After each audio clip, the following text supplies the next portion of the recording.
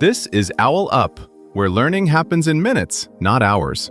For a deeper journey, explore all our courses at owlup.co. Now, let's dive in.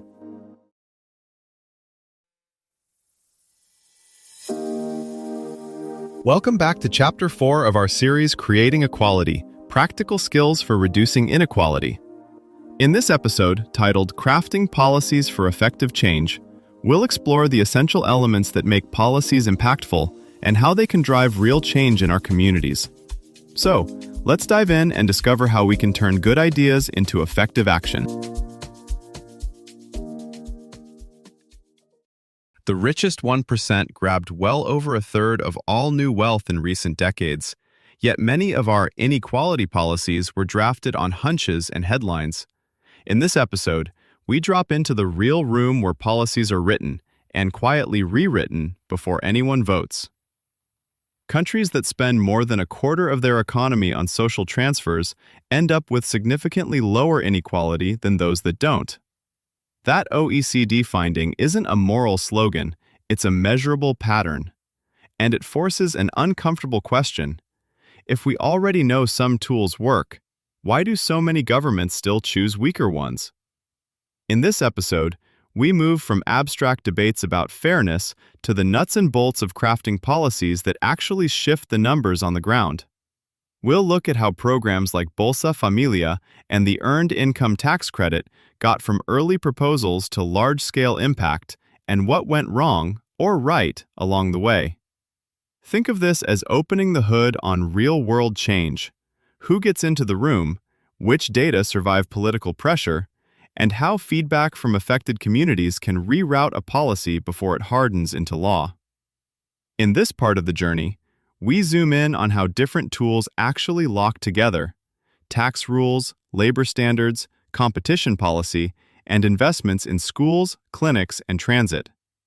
Think of them less as isolated levers and more as instruments in a band. A brilliant solo tax reform can be drowned out if wage rules or capital markets keep playing off-key.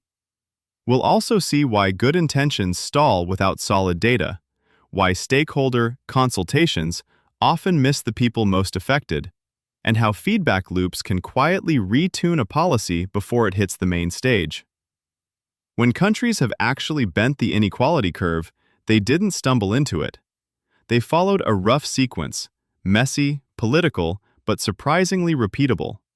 It usually starts with a sharp, narrow objective: not reduce inequality, but cut child poverty in half in 10 years, or raise the share of wages in national income by 5 points. That level of precision decides everything that follows: which ministries matter, which data you collect, and which trade-offs you're willing to accept. Then comes the hard, unglamorous part: building a shared map of the problem.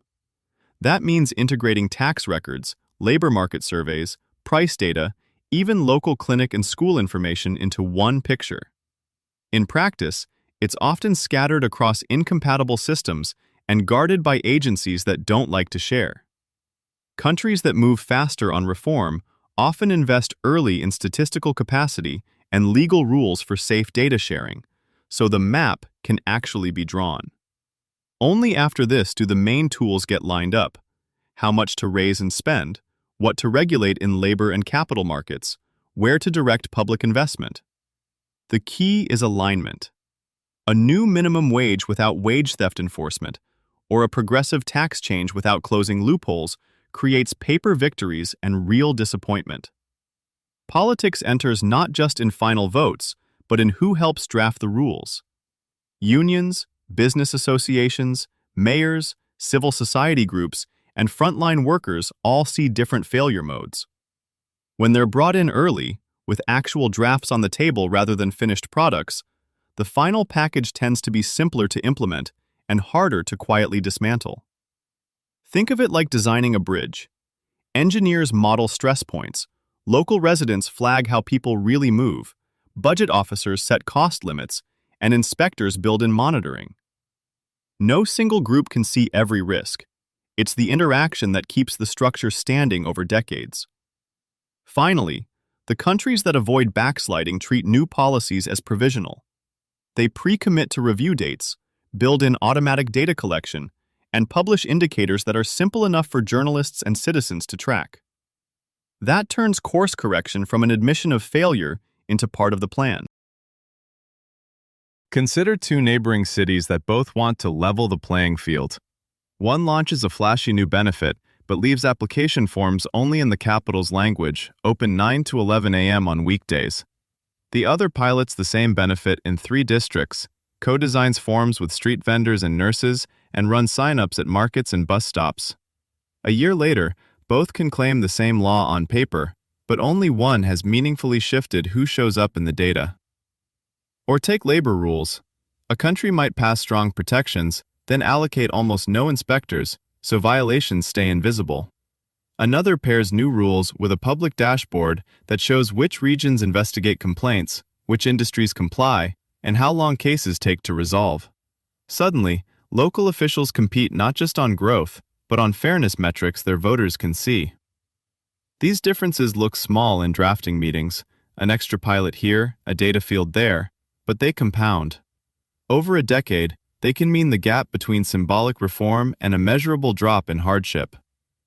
Digital tools are about to change how we argue over fairness. With real-time data, a wage rule could be updated like a software patch instead of waiting for a full election cycle. But faster adjustment also risks policy whiplash for families and firms. As AI filters who gets training offers, loans, or audits, the real fight will move into the code itself. Who writes it, whose outcomes are tested, and who can see when the algorithm quietly drifts away from the goals we agreed on. We're still early in learning how to debug social rules the way we debug code, pushing small updates, checking for crashes in people's lives, rolling back when damage appears.